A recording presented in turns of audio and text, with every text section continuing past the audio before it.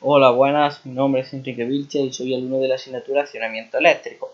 En esta práctica vamos a ver cómo sería el arranque de un motor de rotor bobinado mediante resistencia rotatórica. Estas resistencias se encuentran en el rotor y producen una caída de tensión en el momento del arranque, lo cual facilita su arranque y el valor de la caída de tensión irá disminuyendo hasta el momento en el que se cortocircuitan estas resistencias. Antes de dar comienzo a la simulación, vamos a explicar los distintos elementos que forman parte de ella. Encontramos dos circuitos, un circuito de mando y un circuito de potencia. En el circuito de mando encontramos un fusible, dos contactores térmicos que serían F1 y F2, los cuales se encuentran normalmente cerrados, y F1 y F2 que se encuentran normalmente abiertos y en paralelo entre ellos.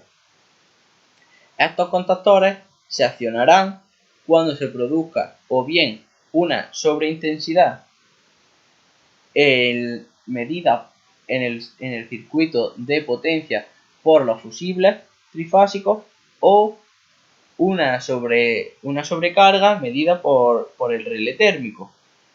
Esto hará que se accionen, es decir, en estos dos contactores de aquí que se encuentran normalmente cerrados se abrirán y estos dos contactores de aquí que se encuentran normalmente abiertos se cerrarán. También encontramos un pulsador de paro, que es que una vez que se haya puesto en funcionamiento nuestro motor, al pulsar el pulsador de paro hará que nuestro motor se pare. Y un pulsador de marcha que accionará el arranque de nuestro motor. También encontramos varios contactores. Encontramos dos bobinas, la bobina KM1 y la bobina KM2, a los cuales se encuentran asociados varios contactores. KM1, que serían estos tres contactores de aquí, y KM2, que sería este contactor de aquí. Los cuatro se encuentran normalmente abiertos, por lo tanto, su funcionamiento sería que al pasar corriente por la bobina a la cual se encuentran asociados, cerrarán estos contactores.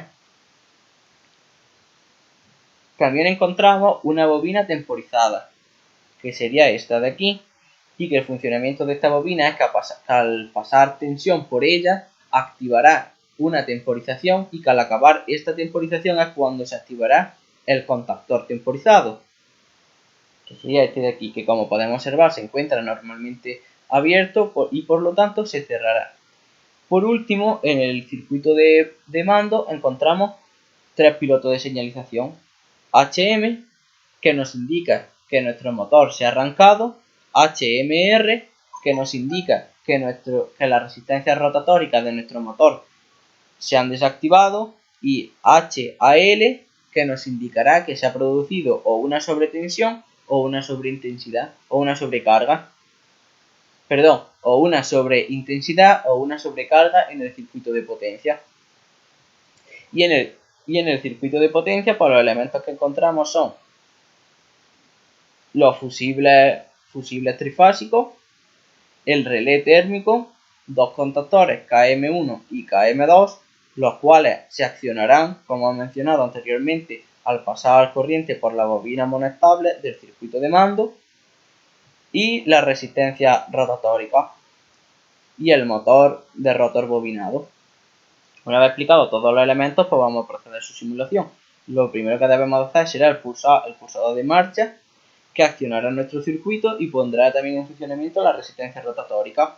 Una vez que haya pasado el tiempo suficiente para que las resistencias rotatórias son mínimas, se cortocircuitarán, lo que veremos indicado por este piloto de aquí. Vamos a proceder a ello. Como podemos observar, ahora mismo solamente se encuentra este piloto, por lo tanto quiere decir que las resistencias rotatóricas se encuentran en funcionamiento.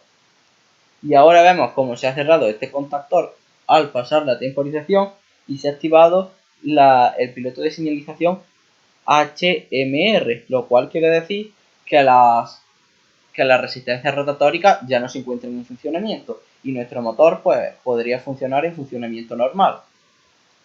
En el caso de que se produzca una sobreintensidad, vemos como nuestro circuito se para y se activa el piloto de señalización HAL.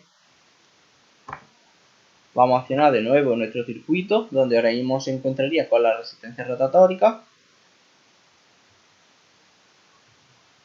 y en este momento pues se han cortocircuitado las resistencias rotatóricas y ahora vamos a hacer que se produzca una sobrecarga. Por lo tanto lo medirá el relé térmico y accionará las protecciones haciendo que se cortocircuite el circuito, parando el motor y encendiendo el piloto de señalización.